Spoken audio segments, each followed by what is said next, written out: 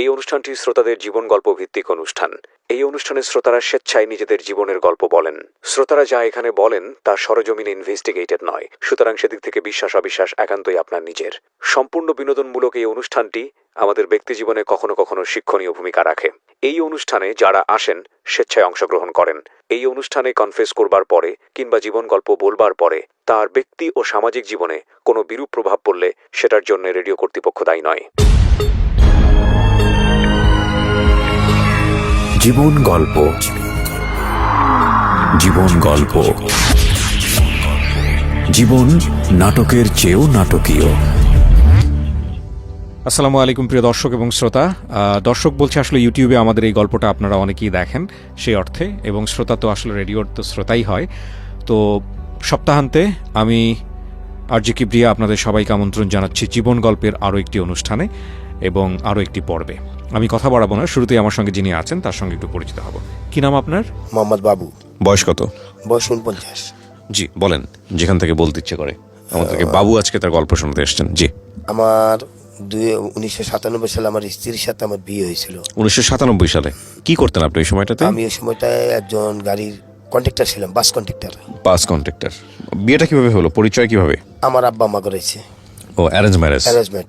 আচ্ছা জি। তারপর বিয়ে করার পরে আমার আব্বা আম্মারা বললো যে এখন বউ নেবো না, বউ পরে নেবো, আমরা নিয়ে চলে যাবো। তখন আমি বিয়ে করার পরে আমি যখন তাদের বাড়ি ছেড়ে তাদের হোটেলে খাবার জন্য গেছিলাম, তখন গাড়ি দুর্ঘটনা ঘটে আমার মাথায় 14টা সেলাই পড়ে বিয়ের দিনই। আমার মাথায় 14টা সেলাই পড়ার পরে আমি ঢাকা চলে আসি। তখন আমার আব্বা আমাকে নিয়ে অনেক জায়গায় দৌড়াদৌড়ি করে আমার মাথাটা সম্পূর্ণ আবার পুনরায় ঠিক করে। এই কথা শোনার পরে আমার যে ওয়াইফ যাকে আমি বিয়ে করছিলাম সে তার চাচার হাত ধরে ঢাকা চলে আসে। আসার পরে তাকে আমার আব্বার ফেরত দেয়নি। সে 1997 সাল থেকে বিয়ে হওয়ার পরে 1998 সালে 26 মাস আমার একটা ছেলে হয়। আচ্ছা।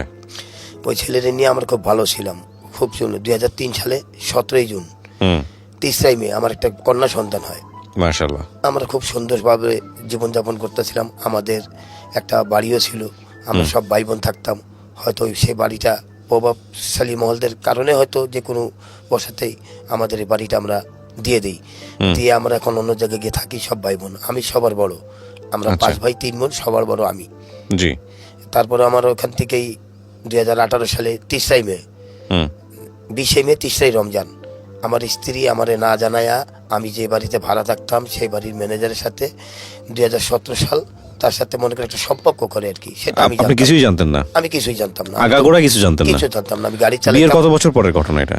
এটা 97 বিয়ে হয়েছে, 17 শুরু হয়েছে। 2017 সালে? 2017 সালে। তো অনেক পরে, 20 বছর পরে, প্রায় 21 বছর পর। 21 বছর সংসার করার পরে 21 বছরের মধ্যে কোনো ধরনের কোনো সন্দেহ করেন নাই? সন্দেহমূলক কোনো কিছু করি নাই। সে খুব সুন্দরভাবে শত কষ্ট দরিদ্রের মাধ্যমে সে ভালো ছিল। আচ্ছা। অনেক কিছু ছিল, কিন্তু হঠাৎ তার বড় লোক হবার একটা নেশা থাকে। সে এলাকায় কিছু আদম ব্যাপারীরা আছে, তাকে বলে আপনি বিদেশ চলে যান। যাক, তাদের কথাবার্তা শুনে সে আমার না জানায়া সেই লোকটার মোবাইল নাম্বার নিয়ে, ব্যাংক অ্যাকাউন্ট নাম্বার নিয়ে সে বিদেশে পাড়ি দেয়। হুট করে আপনাকে না জানা চলে গেল? জানি না। হ্যাঁ না, আমি কিছু জানি। বিদেশ যাওয়ার ঘটনাটা কি তাহলে? আমাকে কি হয়েছে, বিদেশ কেমনে গেল? বিদেশ কিভাবে গেল? সে বড় লোক হবে, সে জায়গা কিনবে। সেটা তো বুঝতে পারলাম, কিন্তু আপনি জানলেন কিভাবে বিদেশ যাওয়া? জানলাম পরে। পরে কিভাবে জানছেন? ওই আগারগাঁওতে গিয়ে ওখানে জানলাম। ও আমাকে ফোন করলো এয়ারপোর্টে গিয়ে। ও আমাকে এয়ারপোর্টে গিয়ে ফোন করলো যে আমি সৌদি যাচ্ছি, আমাকে কিন্তু আর খোঁজার টোজার চেষ্টা করবো না। একদম এয়ারপোর্টে গিয়ে ডিরেক্টলি? এয়ারপোর্টে গিয়ে একবার যখন পেলে কিছুই বলে না এর আগ পর্যন্ত আপনাকে? এর আগে কিছু বলে না। এবং যে সে যে এই যে সব পাসপোর্ট কিভাবে কি করছে আমি তাও জানতাম না, কারণ আমি সকালে যেতাম ভোর 5টায়, রাত 12টা-1টা বাজে বাসা আসতাম। আচ্ছা। তারপর চলে যাওয়ার পরে আমি তো খুব দুর্বল হয়ে পড়ছি। তখন মেরিনে কি করব, ছেলে মেয়ে একটা আমার তখন 5ম শ্রেণীতে লেখাপড়া শেষ করে এখন মেট্রিকে SSC পড়বে। ও কোরআন শরীফ পড়তো তখন। মেয়ে না ছেলে? মেয়ে। আর ছেলেটা তো তখন মনে করে 21 বছর হওয়ার পরেই ছেলে বলতেছে আমি বিয়ে করবে। সে একটা মেয়ে দেখছে, দেখার পর আমি তাকে বিয়ে করাই দিলাম। বিয়ে করে দেওয়ার পরে কিছু করতো ছেলে ওই সময়টাতে? হ্যাঁ, সে আমার সাথে ব্যবসা করতো মুরগির দোকানে। আমি মুরগির দোকান দিয়ে দিয়েছিলাম ছেলের, 2 লাখ টাকা খরচা করা। সে ব্যবসা করতো, ওর সাথে আমিও থাকতাম। তখনই সেই মুহূর্তে সে চলে গেছে। আচ্ছা। তারপরে বিদেশ চলে গেছে? হ্যাঁ। তারপরে আমার মেয়েটারে নিয়ে আমি SSC পরীক্ষা দেওয়ার পরে তাকে কোরআন খতম করাইলাম। 2021 সালে সে আবার আসছে। আসার পরে সে আমার মাথায় হাত রেখে আমার ছেলে মেয়ের কাছে সবারই বলতেছে আমি আর কখনো বিদেশ যাবো না, কোনো কিছু করবো না, কোনো কিছু। সে আমাকে কোনো খোঁজ খবর নিত না। আসার পরে ঠিকই মেয়েকে বিয়ে করাবার 7 মাস পরে আবার চলে যায় বিদেশে। মন চলে যায়। এবং ওইখানে গিয়ে বলে এরকম এরকম। তখন 2022 সালে 1 মার্চ আমি একটা সড়ক দুর্ঘটনা, আমার হাতটা ভেঙে যায়। তখন আমি তাকে, আমার ছেলেমেয়েরা ফোন দেয়, আমার সাথে যোগাযোগ করতে চায় না। সে বলে যে আমি ফোন দিলে তোর বাবার সাথে কথা বললে কি তোর বাবার হাত ভালো হয়ে যাবে, তোর বাবারে বল আরেকটা থেকে শুনে বিয়ে করে ফেলতে, আমার আশা যেরকম না করে। আমি বিদেশ থেকে আসলেও তার সংসারে যাব না। কিন্তু আমি জানতাম না। হঠাৎ একদিন ওই বাড়ির ম্যানেজার বউ বলতেছে যে আপনার ওয়াইফ আমার স্বামীর নাম্বারে ফোন দেয়, আমার স্বামীর সাথে কথা বলে, আমার স্বামীর সাথে তার কিছু সম্পর্ক, সে ইমু নাম্বারে কথা বলে, এখন স্বামী স্ত্রীর মতো ভাব করে। এরকম বলার পরে আমার ভিতরে কোনো সন্দেহ থাকতো না। আমি বলে এগুলো আপনি বানোয়াট ভাবে বলেন। হঠাৎ শুনতে শুনতে পরে শুনি যে সে আমার সংসারে থাকা অবস্থায় তাকে কথা দেয় এবং তার সাথে সে একটা বিবাহ লিপিবদ্ধতা হয়। হওয়ার পরে সে মনে করেন এই কাজ করার জন্য সে আমার থেকে মুক্তি চাইতেছিল। আপনি বুঝেন কিভাবে এই ঘটনাটা? জি, এই আপনি বললেন যে আপনি আপনার সংসারে থাকা অবস্থায় সে বিয়ের কারণে বিয়েতে লিপিবদ্ধ হয়েছে, এটা বুঝেন? ম্যানেজারের ওয়াইফ সে আমারে বলছে, ম্যানেজার ওয়াইফ বলেছে? জি, আপনি প্রমাণ পেয়েছেন কখনো? আমি প্রমাণ পেয়েছি, আমি দেখছি। কিভাবে দেখলেন, কি আমি দেখলেন? কাজী অফিসে গিয়ে দেখছি। আচ্ছা, কাজী অফিসে গিয়ে দেখছি যে আমার নাম জহরুল, আমার যে কাজী অফিসে আপনি কোন কাজী অফিসে বিয়ে করেছেন আপনি জানলেন কিভাবে? আমার ওই মোহাম্মদপুর। এটা আপনি জানেন কিভাবে যে ওই কাজী অফিসে আপনার ওয়াইফ বিয়ে করেছে আরেকজনকে? আমি ওখান থেকে জানতে পারছি একজনের লোকের মাধ্যমে। তার ওই যে লোকটা ছিল বন্ধু ম্যানেজারের, সে বলতে তুমি গিয়ে খবর নিয়ে দেখো, কিন্তু আমার নাম বলবো না। আমি তখন গেছি, গিয়ে দেখি যে আমার নামে তারই নাম এবং আমার নামের শেষ নামে তারই নাম, সে নাম দিয়েই বিয়ে করছে এবং ওর ভোটার আইডি কার্ড মাইডি কার্ড দিয়ে সব কিছু দিয়েই সে বিদেশ গেছে এবং বিদেশ পাঠানোর মূল উদ্দেশ্য হলো এবং বিদেশে গিয়ে তার মেয়েকে, সেও বিবাহিত পুরুষ, তার 2 মেয়ে 1 ছেলে, তার মেয়েকে বিয়ে করাবার জন্য 2 লক্ষ টাকা দিছে এই ম্যানেজারকে 24,000 টাকা দিয়ে মোবাইল ফোন কিনে দিছে। এখন বিয়ে টিয়ে যাই কিছু হয়েছে। এখন এই কিছুদিন আগে, মাস 3 আগে সে বাংলাদেশে আসছে। আসার পরে এখন তো ম্যানেজারের বউ তারকে আর পাত্তা দেয় না, ম্যানেজারও পাত্তা দেয় না। এখন সে তার মতো রয়েছে। এখন আমার ছেলে সন্তান আমার কাছে আসে যায়, আমি খুব কষ্ট পাইছি আর কি জিনিসটা। কষ্ট তো পাবেনই আপনি। আপনি জানলেন কিভাবে যে বিয়ে করছে? মানে 7 মাস আপনার আগে যে বিয়েটা করলো, এটা আপনার স্ত্রী আপনাকে তালাক না দিয়ে বিয়ে করতে পারে? কিভাবে বিয়ে করলো? জানাইলে আপনাকে কিছু? তার কিচ্ছু জানেন, সে কথা দিছে, সে তাকে কথা দিছে বিয়ে করবে। যখন পুনরায় মেয়েকে বিয়ে করাইছে, বিয়ে করাবার পরে সে এসে নিজে বিয়ে করছে তাকে, আমার কিছু ডিভোর্স ফিভোর্স না দিয়া তাকে বলছে যে আমি তাকে ডিভোর্স দিয়ে দেবো, বা তাকে ডিভোর্স কিভাবে দেওয়া হচ্ছে সেটা আমি বাধ্যতা করবো। তখন আপনার কথা বলছে? আমার কথা বলছে। তখন ওই লোকটাও মনে করেন তার সুবিধা নিছে, টাকা পয়সা আত্মসাৎ করছে, তার সব কিছু নিছে। এখন মনে করেন তার এখন প্রয়োজন নাই, এখন সে তার মতো আছে এবং তাকে নিয়ে অনেক জায়গায় ঘোরাফেরাও করছে এবং তাকে নিয়ে বাসা ভাড়াও নিয়ে রাখছিল। এই আসার পরে তার আত্মীয় স্বজন স্বভাব তার টাইনা টুনাইনা মানে ছিন্ন বিচ্ছিন্ন করে তারা আবার তারা নিয়ে গেছে। ওকে, তো আপনি জানার পরে কি করলেন যে আপনার এত বছরের সংসার? এখন আমি কি করবো? আমি তো মনে করেন প্রায় পাগলের মতো হয়ে গেছিলাম। আমি সবারই বলছি এবং তার মারে বলছি, তার বাবারে বলছি। সে বলতেছে তুমি বিয়ে করো, আমার মেয়ে ভালো না। তার ফুপুরে বলছি, তার ফুপু বলে তুমি বিয়ে করো, আমরা তোমার সাথে আছি।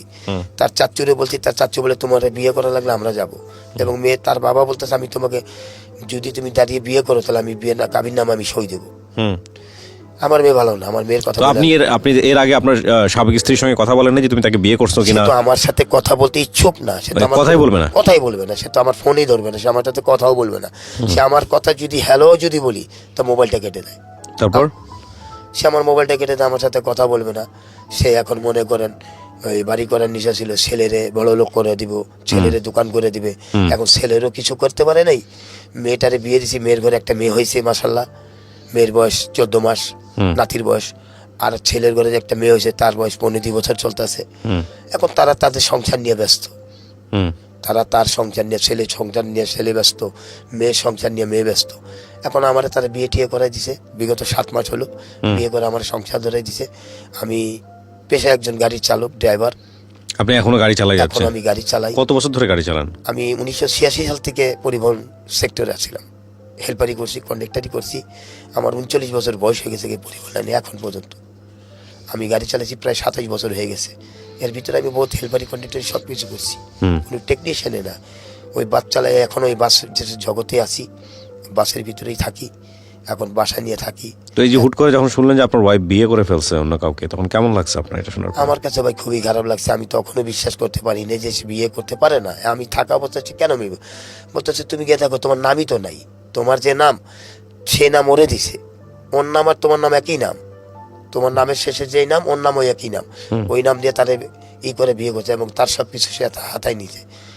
তখন আমি বিষয় তখন তার ম্যানেজারের ওয়াইফ এবং আমি নিজে মিল্লা যখন আমরা প্রমাণ পাইছি তখন আমরা আর আমি তখন সেই মুহূর্তে শোনার পর থেকেই আমার ছেলের বললাম, বাবা তুমি এখন কি করবা, তোমার মার সাথে জিজ্ঞাসা করো। আমার বোন জিজ্ঞাসা করছে, আমার ছেলে জিজ্ঞাসা করছে, আমার মেয়ের জামাতা জিজ্ঞাসা করছে, আমার মেয়ে জিজ্ঞাসা করছে। তারপরও সে কোনোটাই মানতে ইচ্ছুক না, সে বিয়ে দিয়ে দেয়, আমার সংসার আসবে না। তখন আমার ছেলেরা নির্ভয় হয়ে বলছে তুমি কেউ কেউ করবো। তখন আমি বাধ্যতামূলকভাবে সরাসরি কোর্টে গিয়ে তাকে তালাক দিই, ডিভোর্স দিয়ে কোর্টের থেকে কাগজপত্র নেই এবং কাজী সাহেবের মাধ্যমে তাকে তবা করে তালাক দেওয়া হয় এবং এবং আরেক জায়গায় সমাজের একজন গণ্যমান্যদের মাধ্যমে তাকে সব বলা হয় এবং তার কাগজ বরিশাল জেলারেও পাঠানো হয় এবং তার বাবার বাড়িতেও পাঠানো হয় এবং ওমানে যেখানে থাকতো সেখানেও পাঠানো হয়। সে কোনোটাই গ্রহণ করেনি, কাগজগুলি সব ফিরত চলে আসছিল। ওই কাগজগুলি নিয়েই আপনি তৃতীয় মানে আপনি যাকে বিয়ে করলেন এরপরে সেকেন্ড ওয়াইফ আপনার নাকি থার্ড ওয়াইফ? Second wife. ওনার কি অবস্থা? ওনার আগে বিবাহ অবস্থায় ওনার আগে একটা বিয়ে হয়েছিল, স্বামী ভালো ছিল না বিদায় নেশা করতে থেকে চলে গেছে। ওনার বয়স বর্তমানে 30 বছর। উনি কোনো সন্তান ওনার নাই। আপনার বয়স কত? আমার বয়স 49 বছর। তো উনি এই অবস্থায় আপনাকে বিয়ে করেছেন? এই অবস্থায় সব জেনে শুনে বিয়ে করেছেন? সব জেনে শুনে যে আমার ছেলে আছে, মেয়ে আছে, নাতি আছে, আমার মা গেছে, আমার ভাই গেছে, সবাই যার মাধ্যমে গরিব পরিবারের সন্তান, বিয়ে হয় না, বয়স হয়ে গেছে, মানে এমন ধরনের কথা বলছে। তখন তার বাবা মা আমার বাসায় আসছে, দেখছে, জানছে, শুনছে, তারপর আমার বিয়ে হয়েছে এবং বিয়েটা আমার সবার আত্মীয় স্বজনের মাধ্যমেই হয়েছে। আমার ভাই বোন, আমার ছেলে মেয়ে সবার অনুমতিক্রমে বিয়েটা হয়েছে এবং যে আমার সেকেন্ড ওয়াইফের বাবা মা তারা এসে আমার ছেলে মেয়ের জিজ্ঞাসাও করছে, তারা বলছে আমরা অনুমতি দিচ্ছি আমার বাবা বিয়ে করুক। আমি 5-6 জন নিয়ে আল্লাহর কালাম পাঠ করে তাদের চট্টগ্রাম এলাকার থেকে বিয়ে করে নিয়ে আসছি। এখন আপনি ভালো আছেন? জি আলহামদুলিল্লাহ, আপনাদের দরবারকাতে এখন আমি খুব ভালো আছি এবং সে আমাকে খুব সুখে রাখার চেষ্টা করে এবং আমার সর্বক্ষণই খেয়াল রাখে। তো আপনি গল্পটা কেন বললেন রেডিওতে আমাদের লাখ লাখ মানুষের সামনে? জি গল্পটা বলার উদ্দেশ্য হলো এটাই যে দেখেন আমি একজন যারা এত মনে করেন ভালোবাসা দিয়া এত কষ্ট করে রিক্সা চালায় দিন মজুরি করে লেবারগিরি করে খাওয়াবার পরেও যদি মনে করেন সে যদি আমার কষ্টটা বুঝলো না, এই কষ্টটা বলার জন্য আর কি শুধু আপনাদের এই প্রোগ্রামটা আমার ভালো লাগে, শুনি বিদায় এবং আপনাদের উপস্থাপনা যে যারা করেন আমার খুব, আমি প্রতিদিন রাতে এটা শুনি, শোনার পর আমার ভালো লাগার পরেই আমি আপনাদের এখানে এই গল্পটা বলতে চাই। এটা কোনো হিংসা বা কোনো কিছু। আপনি তাকে মন থেকে মাফ করতে পারছেন আপনার স্ত্রী? না, আমার স্ত্রীকে আমি এখনো মন থেকে মাফ করতে পারিনি। এখন তার কথা মনে হলে আপনার কেমন লাগে? না, আমি তার কথা মনে হইলেও কি আমি শুধু উপরওয়ালার কাছে শুধু একটা কথাই প্রার্থনা করছি, যদি আমার আমল নামার ভিতরে যদি এতটুকু যারা পরিমাণ নেক থাকে, আমার নেকের বিনিময় হইলেও আমার এই পৃথিবীর বুক থেকে তার পতন না দেখা পর্যন্ত আমাকে তুমি কবরে নিও না, এটা আল্লাহর কাছে আমি প্রার্থনা করছি। কল রিভেঞ্জ, এটাকে বলে রিভেঞ্জ এবং ভয়ঙ্কর রকমভাবে হিংসা, ভয়ঙ্কর রকমভাবে ক্রোধ এবং ক্ষোভের জন্ম হয়। এগ্রিড, আমি আপনার সাথে একমত, হ্যাঁ বুঝতে পারছি। কিন্তু এই জায়গাটা থেকেও আপনার বের হয়ে আসতে হবে। জি, এটা থেকেও বের হয়ে আসা উচিত। কারণটা হচ্ছে এইটুকু আছে মানে হচ্ছে তার প্রতি আপনার কোনো না কোনো ফিলিংস এখন পর্যন্ত আছে। যখন একটা মানুষের প্রতি এগুলো কিছুই থাকে না, না থাকে ক্ষোভ, না থাকে ঘেন্না, না থাকে রাগ, না থাকে কোনো আবেগ, তখন সে জিরো। তখন ওই মানুষটা ওই মানুষের অন্তরে জিরো। সেই স্টেজে যাইতে আপনার সময় লাগবে। আপনার এই ঘটনাটা ঘটেছে কতদিন হলো? এটা 2018 সালের দিকে। 2018 সালে, তার মানে তো প্রায় 6 বছর ধরে এখনো আপনার তার প্রতি এখনো ক্ষোভ আছে? ক্ষোভ বলতে কি, যখন আমি মনে করেন ছেলে সন্তানের মুখে, সে কি ভালো আছে? সে কোথায় থাকে, কি করে? সে এখন ভালো নেই। সে যার জন্য যেই কিছু করছিল সে এখন মোহাম্মদপুরে অবস্থানই, তার বাবা মার বাড়িতেই থাকে, ওখানে অবস্থিত থাকে। ছেলে মেয়েরা যায় তার সাথে দেখা করে, হয়তো মা তার সাথে তো দেখা না করে পারবে না, এখন সে তার বাবা মার বাড়িতেই থাকে, ওখানেই বড়দিনেই আসে। সম্পর্কে চিটিং ব্যাপারটা খুব ডেঞ্জারাস জিনিস। এই চিটিং ব্যাপারটার পরিধি অনেক বড় এবং আমাদের সমাজে, আমাদের কমিউনিটিতে এখন এগুলো এত বেশি, এত অহরহ, এত ভয়ঙ্কর। দুটো জিনিস মাথায় রাখা উচিত।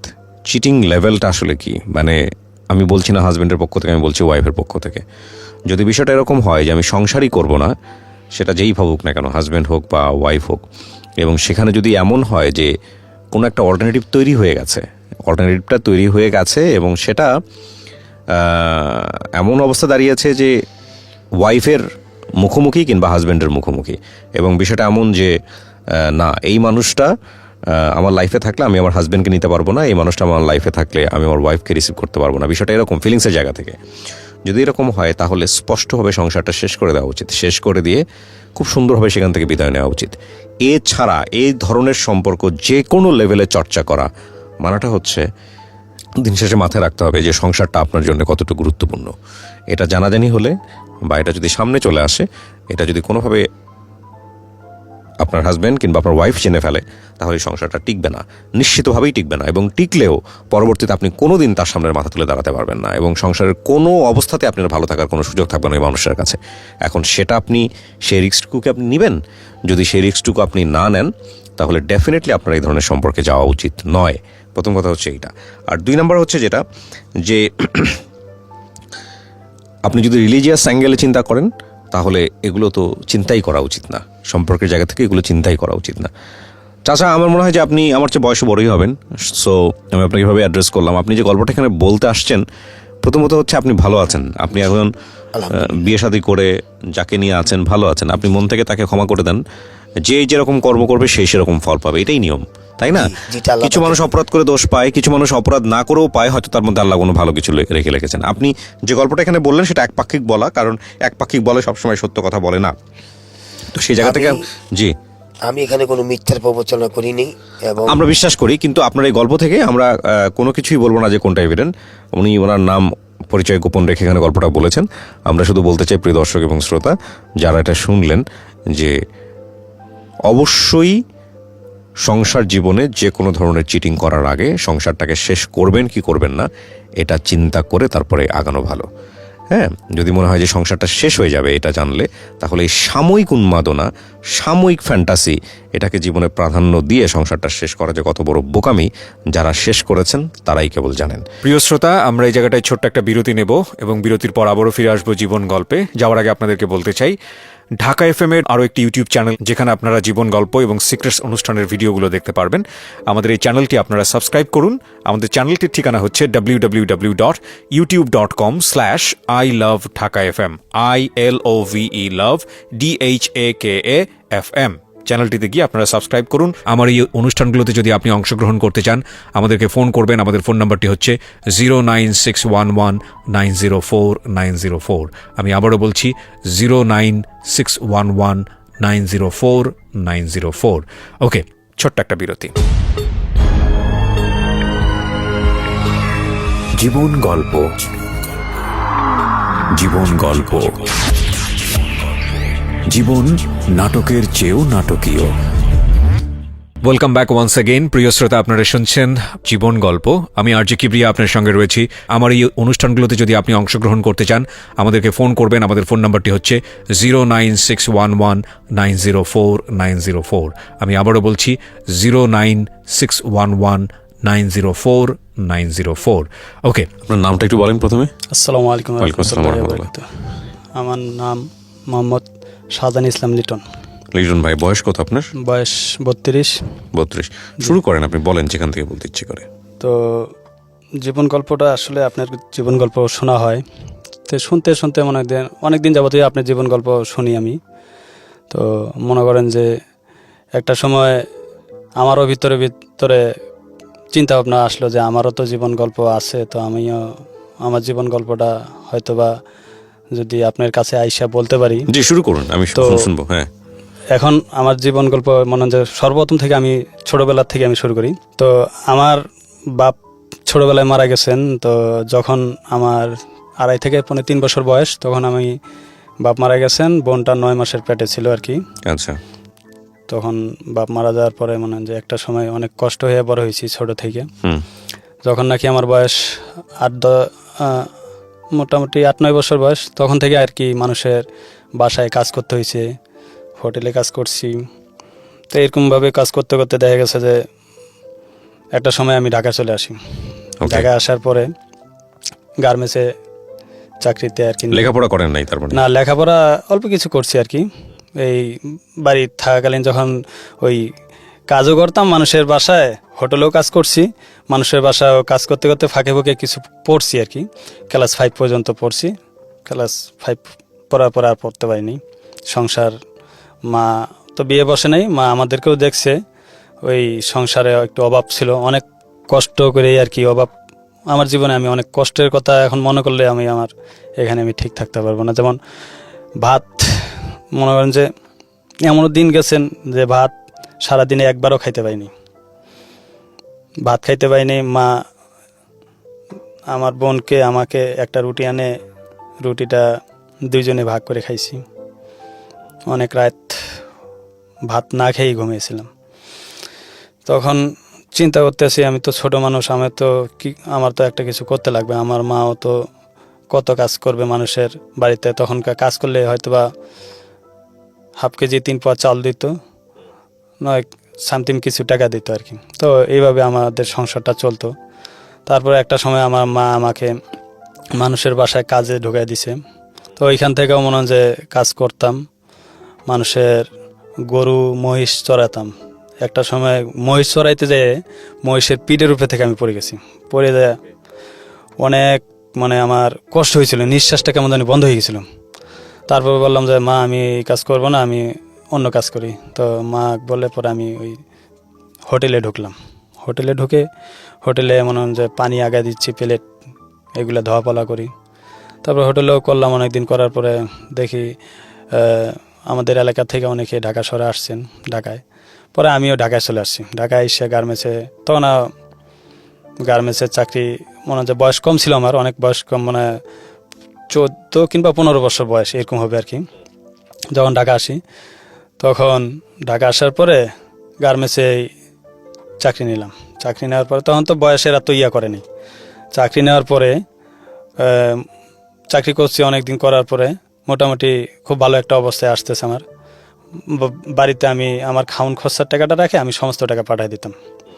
পাঠিয়ে দেওয়ার পরে মা ওইটা দিয়ে চলতে পরে একটা সময় আমি আবার আমার মা সাথে করে নিয়ে আসছি আমার এখানে ঢাকাতে নিয়ে আসছি। ঢাকাতে নিয়ে আসার পরে তখন আমি ওই যেখানে চাকরি করি, তখন এটা মোটামুটি আমার চাকরির বয়স তখন 5-6 বছর হয়ে গেছে অলরেডি। তখন আমার এক বন্ধু, উনি আমার একটা মেয়ের কথা বলছিল যে ওই লাইনে কাজ করে, ওই মেয়েটা তোমার লাইনে আসছে, যে আমার পাশের লাইনে কাজ করতো। তো আমি আমার লাইনে ওই একটা মেয়ে অ্যাপসেল করার কারণে আমার সাথেই দিছে কাজ করতে। তো দেওয়ার পরে তো মনে করেন যে আমি ওই যেখানে কাজ করি আমার আশপাশে যারা আছে ওরা বলতেছে, কয় যে ভাই মেয়েটা তো অনেক অসহায়, আপনি যদি দেখে শুনে মেয়েটা হয়তো বা বিয়ে করতেন তাহলে ভালো হতো। আমি বললাম যে আমি তো এখনও আমার বিয়ের বয়সই হয়নি ঠিক করে, বিয়ে করবো মানে। দেখেন ওর জীবনের একটু কথাবার্তা শুনলে হয়তো বা ভালো লাগবে। পরে আমাকে নিয়ে ওরা দুষ্টামি করতো আর কি, ওকে নিয়ে। তারপর একটা সময় দেখা গেছে ওর সাথে একটা সময় আমার কথাবার্তা হয়েছে। হওয়ার পরে শুনলাম ওর বাপ অন্য জায়গায় বিয়ে করছে, মা অন্য জায়গায় বিয়ে করছে। তারপরে এই শুনতে ওর প্রতি আমার একটু মায়া লাগে গেছে। মায়া লাগে যাওয়ার পরে আমি বললাম, তো আমি তো গার্মেন্টসে বিয়ে করার ইচ্ছা নাই, তো আমার মা নিয়ে দেখাই, যদি আমার মা যদি পছন্দ করে তাহলে হয়তো বা করবো আমি। পরে আমার বাড়িতে নিয়ে গেলাম, বাসায় লাঞ্চে একদিন নিয়ে যাওয়ার পরে মা দেখছে, দেখার পরে মা পছন্দ করছে, মাও শুনলো। তারপরে আমরা বিয়ে করছি। বিয়ে করার পরে দুইজনে চাকরি বাকরি করতাম। চাকরি বাকরি করার পরে তখন মোটামুটি চাকরি করছে অনেক দিন, 4-5 বছর করছে। তো আমার এক ছেলে হয়। ছেলে হওয়ার পরে ছেলের বয়স যখন নাকি 2-2.5 মাস, তখন থেকেই হয় মনে হয় যে ছেলেটা নিয়ে চলে যায় আমার ঘর থেকে, না বলে চলে যায়। মানে কিছু কথা কাটাকাটি যদি হয়, কোনো কিছু হয়, এই বিষয় নিয়ে চলে যায়। তো চলে যায়, আমি তখন ওকে বলি যে তুমি চলে গেলা কেন? কয় আমার ভালো লাগে না, আমি এই জন্যই চলে আসছি। তো ভালো লাগে না এটা কোনো কথা হইলো? আবার অনেক সময় দেখা গেছে যে বাচ্চা রাখেই চলে যেত। আচ্ছা, কোথায় যেত? চলে যায় ওর মার বাড়িতে চলে যায়, কিংবা ওর অন্য জায়গায় যায়, চাকরি বাকরি নেই আর কি। তো এইভাবে যাওয়ার পরে আমি ওকে বুঝে শুনে আবার নিয়ে আসতাম। নিয়ে আসার পরে এইভাবে একটা সময় আমার সংসার করবে না, কয় না আমি তোমার সংসার করব না, আমি আমার অন্য জায়গায় চলে যাবো, অন্য জায়গায় থাকবো আর কি। তো সংসার না করার ভিতরে কিছু কারণ আছে, যেটা তো ওকে আমি চাকরি করতে দেবো না, আচ্ছা চাকরি করতে দেবো না। তো একটা সময় যখন চাকরি করছি, দুইজনেই চাকরি করছি, তো আমি বলি কি যে এখন দুইজনে চাকরি করছি, এখন তোমাকে দিয়ে আর চাকরি করাতে চাচ্ছি না, তো আচ্ছা তুমি চাকরিটা বাদ দাও, দিলে ভালো হয়। হুম চাকরিটা বাদ দেওয়া, যেহেতু আমি নামাজ কালাম পড়ি, তবলিগ করি, ঠিক আছে, চিল্লা দিছি, তো দিনের সম্পর্কে হাদিস সম্পর্কে যতটুকু জানি আর কি বুঝি। তো ওকে বলার পরে কয় না আমি চাকরি করব, এইভাবে চলতে থাকে। তা চাকরি না করতে দিলে করে কি, আমার থেকে না বলে যায়, অন্য জায়গায় যায়, চাকরি নেই, আচ্ছা চাকরি বাকরি নেই। আবার ওইখান থেকে আবার বুঝে শুনে নিয়ে আসি, নিয়ে আসার পরে ওই বলে যে না, তুমি যদি আমাকে চাকরি করতে দাও তাহলে আমি তোমার সংসার করবো, আর যদি চাকরি না করতে দাও তাহলে আমি তোমার সংসার করব না আর কি। আর যা আমার যখন যেটা মন চাইবো, যখন যা মন চাইবো আমি তখন তাই করব। হুম তো আমি বললাম যে যখন যা মন চাইবো তখন তাই করবো, এটা কোনো কথা? একটা জিনিস সংসার হয়েছে, তোমার তোমার স্বামী কথা তো তোমার শুনতে লাগবে, যেগুলা জিনিস মানতে লাগবে তোমার, ওগুলা আর কি মানে চলতে লাগবে। আর তোমাকে আমি মনে করো যে চাকরি করতে দেবো না, ঠিক আছে তুমি চাকরি করবা, আবার তোমাকে আমি পর্দায় থাকতে বলি, তুমি পর্দা করতেছো না। আর গার্মেন্টসে চাকরি করে পর্দা কতটুকু হয়, এটা তো আমি যা গার্মেন্টসে যেহেতু আমি নিজেও চাকরি করি, হুম তো দেখা গেছে যে আমার কাছে যেটা আমার খারাপ লাগে, গার্মেন্টসে দেখা গেছে যে অন্য একটা লাঞ্চ শিপ কিংবা সুপারভাইজার আইসে ওর শরীরে হাত দিয়ে হাত ধরে এক জায়গা থেকে আরেক জায়গায় নিয়ে যায়, এক মেশিন থেকে আরেক মেশিনে কাজ করায়, কিংবা অনেক ধরনের গালিগালাজ হয়। তা আমি এই জন্য বলি যে তুমি আর চাকরি করিও না, তোমার আমি চাকরি করাইলে আমার খুব খারাপ লাগে। হুম তো তারপরে ওই চাকরি বাকরি করার পরে অনেক ছাড় দিছি, দেওয়ার পরে একটা সময় এখন আবারও বলে যে না আমি তোমার সাথে আমি সংসার করব না। সে আমাকে নিয়ে যাইতো, নিয়ে যাওয়ার পরে কাজী অফিসে নিয়ে আসতো, হুম কাজী অফিসে নিয়ে যাওয়ার পর আমাকে বলে যে আমি তোমার সংসার করবো না, তুমি আমাকে ছাড়ে দাও। কাজী অফিসে নিয়ে গিয়ে কথা বলে? জি জি, হুম আর কাজী অফিসে নেওয়ার আগেই বলতো যে আমি তোমার সংসার করবো না, কাজী অফিস চলো। তা আমি অনেক সময় কাজী অফিসে নিয়ে যাইতাম, অনেক বাহানা দেখাইতাম যে কাজী অফিসে আচ্ছা ঠিক আছে আমি কথা বলতেছি, কিংবা কাজী নাই, যখন আসে তখন নিয়ে যাব, ঠিক আছে, মানে এইভাবে একটু এড়িয়ে চলতাম। হুম তখন নিজের থেকে কয়েকবার যাইতো, যাওয়ার পরে আমাকে বলতো যে আমি তোমার সংসার করবো না, আমি তোমার অধীনে থাকতে বাধ্য না, আমার যখন যা মন চাইবো আমি তখন তাই করবো। হুম এইভাবে মনে হয় যে আমার সংসার থেকে চলে যাইতো। যাইতে যাইতে এক তো আর পারি না, আর মানে চলে যায়, আর ধরে রাখতে পারি না। এখন আমি ওকে যে বুঝাই যে তুমি যে চাকরি করিও না, ওই চাকরি করবেই, এই জন্যে ওর সাথে আমার সম্পর্কটা হয়ে গেছে। এখন বাচ্চা হয়ে গেছে বলতে মানে সারাসারি হয়ে গেছে আর কি। আপনি ডিভোর্স দিয়ে দিলেন তাকে? না আমি দিই নাই, ওই দিচ্ছে আর কি। ওই দিল? কবে দিয়েছে? ডিভোর্সটা দেওয়ার 10 মাস চলতেছে, রানিং এরকম হবে আর কি। প্রিয় শ্রোতা, আমরা এই জায়গাটায় ছোট্ট একটা বিরতি নেব এবং বিরতির পর আবারও ফিরে আসবো জীবন গল্পে। যাওয়ার আগে আপনাদেরকে বলতে চাই, ঢাকা এফএম এর আরও একটি ইউটিউব চ্যানেল যেখানে আপনারা জীবন গল্প এবং সিক্রেটস অনুষ্ঠানের ভিডিওগুলো দেখতে পারবেন। আমাদের এই চ্যানেলটি আপনারা সাবস্ক্রাইব করুন। আমাদের চ্যানেলটির ঠিকানা হচ্ছে www.youtube.com/ilovedhakafm ILOVE love DHAKAFM। চ্যানেলটিতে গিয়ে আপনারা সাবস্ক্রাইব করুন। আমার এই অনুষ্ঠানগুলোতে যদি আপনি অংশগ্রহণ করতে চান, আমাদেরকে ফোন করবেন। আমাদের ফোন নাম্বারটি হচ্ছে 09611904904। আমি আবারও বলছি 09611904904। ওকে, ছোট্ট একটা বিরতি। জীবন গল্প, জীবন গল্প, জীবন নাটকের চেয়েও নাটকীয়। Welcome back once again. প্রিয় শ্রোতা, আপনারা শুনছেন জীবন গল্প।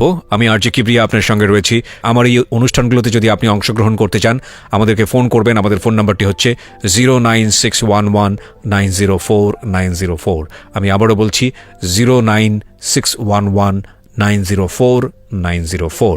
ওকে, আমরা যেখানটায় ছিলাম তারপর এর ভিতরে অনেক কয়বার যখন চলে যাইতো, তখন বাচ্চাটা তো মনে হয় যে ওই আপনার আমার কাছেই যখন রেখে যেত, দেখা গেছে যে বাচ্চা নিয়ে আমি অফিসে যাইতে পারি না, দেখা গেছে যে ও বাসায় থাকলে আবার চাকরি করা হয় না। হুম তো আমি অফিসে আমি আলাপ করলাম যে স্যার আমার তো একটু সমস্যা আছে, আমার তো ওয়াইফ এইভাবে চলে যাওয়ার কারণে আমার বাচ্চা রাখার তো কোনো লোক নাই।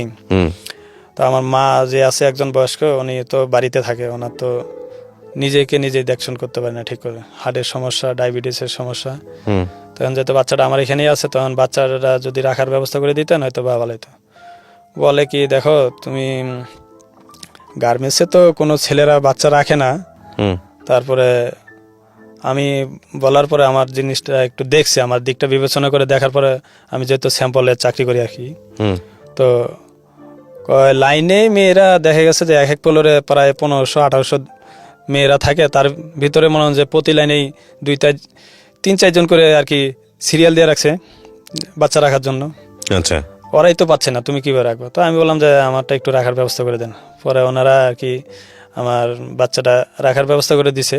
তো আমি বাচ্চাটা নিয়ে আসতাম, যাইতাম অফিসে, অফিসে রেখে দিতেন, জি, জি, ওই যেখানে বাচ্চা রাখে আর জি, কি। জি, হ্যাঁ যেখানে বাচ্চা রাখে আর কি। হুম। তো গার্মেন্টস লাইফে এ পর্যন্ত কোনো মানে ছেলেরা বাচ্চা নিয়ে আসা যাওয়া করেন আর কি। তো আপনি করতেন? আমি করতাম। তারপর তারপরে আবার অফিসের ওই খালারা বলতো যে বাচ্চার মা কোথায়? আমি বললাম যে খালা তো বাচ্চার মা আমার এখানে থাকে না, এখন ওর মা আলাদা থাকে। হুম তা আমি বললাম, পরে ওই খালার বললো আচ্ছা ঠিক আছে বাচ্চার মার নাম্বারটা দেন, আমরা একটু কথাবার্তা বলি। হুম তারপরে ওই খালার আবার কথা বলছে যে খালা আপনি বাবু তো অনেক সুন্দর মাশাল্লাহ, আপনার বাচ্চাটা থুয়ে চলে গেলেন কেন? কয় আমি চলে গেছি, আমার চাকরি করতে দেয় না। কয় ঠিক আছে তাহলে আপনি করেন, আপনি আইসা পড়েন, আপনার স্বামী যেখানে চাকরি করে ওইখানে আইসা আপনি চাকরি করেন, বাচ্চা আমরা রাখবো, আমরা দেখবো। পরে কি করলো, আবার আসছে, হুম আইসা ওয়েসও আবার চাকরি করলাম। মাস 4 করার পরে আমি বললাম যে মা খুব অসুস্থ, তুমি যদি বাড়িতে চলে যাও তো মাকে দেখতে পারবা, সামনে রমজান মাসে তুমিও বাসায় থাকতে পারলা, মাকেও একটু দেখশন করা হবে। তো এর ভিতরে অনেক বুঝে শুনে বাড়িতে পাঠাইলাম। বাড়িতে পাঠানোর পরে তো বাড়িতে যাওয়ার পরে মার সাথে খালি ঝগড়া, এইটা নিয়ে ওইটা নিয়ে, এই নিয়ে সেই নিয়ে খালি ঝগড়া। তারপরে বাড়ি তো থাকলো না, ঈদে গেলাম, ঈদে আবার আমার সাথে নিয়ে আসলাম। হুম নিয়ে আসলাম ঢাকায়। নিয়ে আসার পরে উনি ওই বলতেছে যে চাকরি করবে। আমি বললাম যে তুমি আবারও চাকরি করার জন্য করতেছো? হ্যাঁ, ঢাকা বৈশা থেকে কি করবো, বৈশা থাকলে লস না, তো আবারও চাকরি নিবে। তো আবার চাকরি দিব না, বুঝায় শুনে আবারও মনে হয় যে বাড়িতে নিয়ে যাওয়ার করলাম। এখন বাড়িতে যাইয়া বলতেছে ঠিক আছে বাড়িতে থাকবো। তো আমি আমার যে ঘর, ওই ঘরের দরজা আলাদা করে দিবা তুমি, আচ্ছা মানে এক ঘর দিয়েই দরজা ঢুইকা আরেক ঘরে যাইতে হয়, দরজা একটাই ছিল। তো বলতেছে দরজা তুমি আলাদা যদি করে দাও তাহলে আমি বাড়িতে থাকবো। তো আমি বললাম যে এটা কোনো কথা হইলো, আমি বাড়িতে থাকবো না, তুমি থাকবা, মা থাকবে আর বাচ্চা থাকবে, একটা ঘরে দরজা, তোমার ঘর আলাদা, এক ঘর এক দরজা দিয়ে ঢুইকা তোমার ঘরে তুমি চলে যাবা। কয় না এইভাবে হবে না, আমার তুমি যদি দরজা আলাদা করে দাও তাহলে আমি বাড়িতে থাকবো, নাহলে বাড়িতে থাকবো না। এই নিয়ে আবার আমার সাথে উল্টাপাল্টা নিয়ে লাগছে। লাগার পরে এখন ওই বলে যে না যদি দরজা আলাদা করে দাও তাহলে আমি বাড়িতে থাকবো, নাহলে থাকবো না। এই নিয়ে মনে হয় যে আমার সাথে ওই রাগারাগি করে আইসেই মনে হয় যে আমার সাথে সম্পর্ক সারাসারি করে নিছে। এখন আমার সাথে সারাসারি করার পরে বাচ্চা ওর কাছে ছিল কিছুদিন আর কি, চলে যাওয়ার পরে এখন বাচ্চা আমাকে দিয়ে এখন সে আর কি বিদেশ চলে গেছে। হুম বিদেশ চলে যাওয়ার 1 মাস হয়ে গেছে আর কি, এখন বিদেশে আছে। বাচ্চাটা কোথায়? বাচ্চাটা আছে আমার কাছে আছে। বাচ্চাটাকে সে নেয় নাই, তাই তো? না, বাচ্চা আছে আমার কাছে। বাচ্চার বয়স কত? বাচ্চার বয়স 3 বছর 3 মাস। ও মাকে মিস করে না? বাচ্চার মা তো মিস করে না তেমন একটা, তো ও তো বুঝেই না, আসলে বুঝেই না তেমন একটা আর কি। 3 বছর বয়সের বাচ্চা তো বুঝেই না। তো আমি এই যে বাচ্চার মা মিস করে না বাচ্চাকে? কল টল দেয় না? কল বলতে গেলে কি ঈদে একবার কল দিছিল, তখন আমি বললাম যে তুমি যেহেতু দেশের বাইরেই আছো তাহলে আর কল দিয়ে কি বলবা। তো কয় বাচ্চা কেমন আছে, আমি কই বাচ্চা আছে আলহামদুলিল্লাহ ভালো আছে। তখন আমি বললাম যে তুমি আর ফোন টোন দিও না, যেহেতু আমার সাথে তুমি নাই, আর ফোন দিও না আমার তো সাথে। আপনার এখন মানে পরিকল্পনা কি?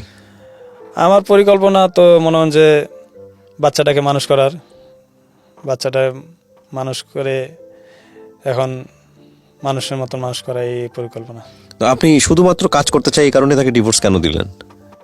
শুধুমাত্র ডিভোর্স তো আমি দিই নাই, ডিভোর্স তো সে দিছে। সেই দিছে, হ্যাঁ। জি, ডিভোর্স তো সেই দিল আমাকে। আমি তো তাকে আমি বলি যে পর্দায় থাকো, তুমি নামাজ কালাম পড়ো, ঠিক আছে। সে পর্দায় থাকবে না, তার অধীনে সে চলবে, যখন যা মন চায় তখন তাই করবে আর কি। এখন তো আমি এভাবে চলতে দিতে পারি না, যেহেতু আমি নামাজ কালাম পড়ি, হ্যাঁ, তবলিগ করছি, এবং কি তবলিগে তাকে মাস্টার জামাতও নিয়ে গেছিলাম। আপনাকে ধন্যবাদ। এখানে দুটো বিষয় জড়িত। একটা হচ্ছে যে দুজন মানুষ যদি দুজন ফিলোসফির হয়, দুজন মানুষ যদি দুটো দর্শনের হয়, দুজন মানুষ যদি দুটো এথিক্স মেনটেন করে, এবং দুটো এথিক্স মেনটেন করার পরে দুজনের যদি সেই দুইটা এথিক্সের উপরে রেসপেক্ট না থাকে, তাহলে ডেফিনেটলি সেখানে সংসার হবে না। এখানে ধর্মীয় বিষয়টাকে আপনারা দেখতে পারেন যে সে তার যে ইচ্ছাটা, সেটাই হয়তো বা আমাদের মোস্ট মানে জনসাধারণের সেটাই হয়তো ইচ্ছা, কিন্তু আমি আসলে এই জিনিসটাকে আরেকটু অন্যভাবে দেখার চেষ্টা করছি। এখানে দুটো থট। একটা হচ্ছে যে ইনি একভাবে জীবনযাপন করতে চান, উনি তার স্ত্রীকেও সেই রাস্তাতে নিয়ে আসতে চান, ওনার স্ত্রী সেটাতে যাবে না। এখন ইনি যদি সেটা অ্যাকসেপ্ট না করেন, তাহলে ডেফিনেটলি সংসারটা সম্ভব না। তো ওনার জায়গা থেকে উনি হয়তো আরও চেষ্টা করতেন ওনার স্ত্রীকে বোঝানোর জন্য, কিন্তু সেই সুযোগটা ওনার স্ত্রী দেন নাই, ওনার স্ত্রী তাকে ডিভোর্স দিয়ে দিয়েছেন। এখানে আমি জি এখানে মনে হয় যে কি বলবো,